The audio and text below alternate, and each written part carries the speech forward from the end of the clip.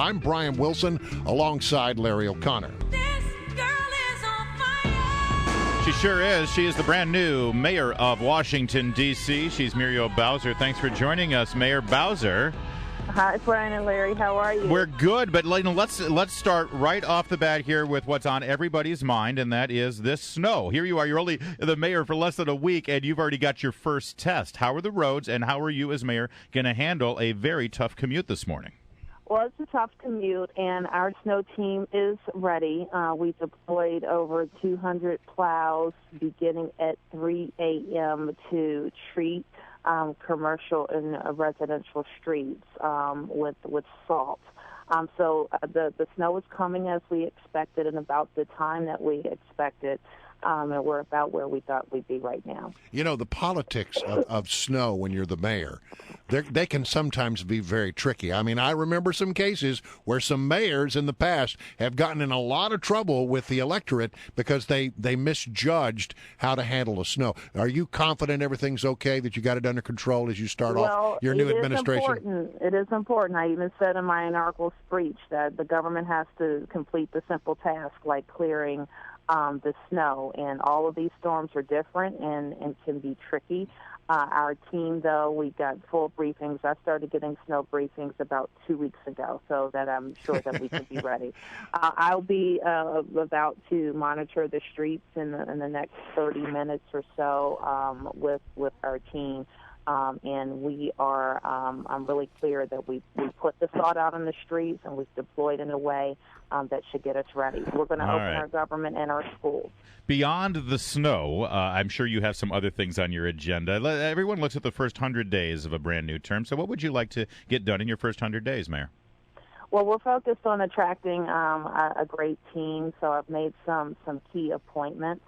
We're working on our first budget, which we'll submit to the council on April the 4th.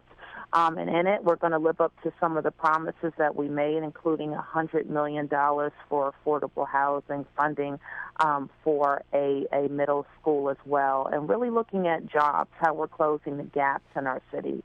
We're a prosperous city, but more people need work and a pathway to the middle class. One of the things that I read is that there's going to be a renewed effort, a renewed push for statehood. Tell me about that and how you think you might be able to move the ball forward, because the ball hasn't moved very far in a long while. Well, that's true, and that's part of my frustration is that our strategies haven't really changed. And this is my view, that we have a lot of federal issues that we have to work with the Congress on. And my approach is that the mayor will have a presence on Capitol Hill on a daily basis, talking about issues of importance to Washingtonians, including funding our metro, including public lands and other issues that the federal government is involved in, but certainly our budget autonomy and how we'll get full democracy in D.C. Our guest is Washington Mayor Muriel Bowser. Are you getting used to hearing that, by the way, or is it still kind of fun? I am. Mayor Bowser is our guest, and listen, we spoke about this at the end of the year, where Washington, D.C. topped the 100 homicide mark again. That's 2 years in a row after seeing a dip in violent crime. There's no doubt that violent crime is up in the district. You're now inheriting a city that is a little more dangerous than it was a couple of years ago. And we look at up in New York City, where no matter where you fall on the issue right now, I think it's fair to say that mayor has a dysfunctional relationship with his police department, and they're having trouble getting it together. How are you going to differ from your counterpart in New York? How will you work with the Washington, D.C. Police Department in combating the violent crime problem in the city? Well, I don't know that, other than being two great American cities, I don't think that we have many similarities as it involves our policing. We have come a long way in this town in building trust between the police and residents. Certainly, the relationship is much different than the D.C. that I grew up in.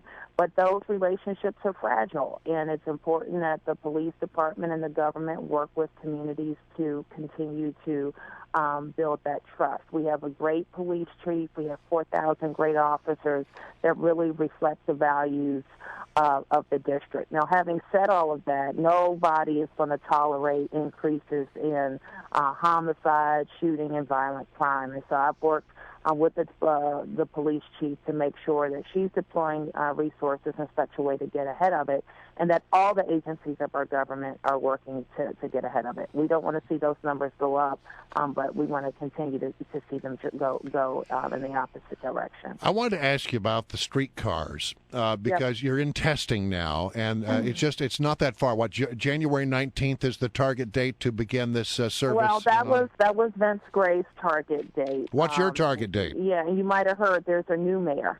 And I really have to get my a handle on where that project is. And when I am confident in a start date that is reachable, I will report that. Well, hold on a minute. I'm getting the sense that this accident the other day has caused you to reassess that. Am I correct? No, I've been for some time saying that we need a complete evaluation of streetcar. First of all, to see if we want to move forward with this billion-dollar plan or if we need to right-size the plan in some other way. And obviously, anytime you have a transit system, there's a testing protocol required by the federal government. And I just can't rely on kind of passed-down information. I have to get my handle on that information firsthand before I'm willing to say to the residents that this is a safe system and ready to go. I'm getting the sense that there's a nugget here of news, and I want to make sure I bear down on it. What is your concern?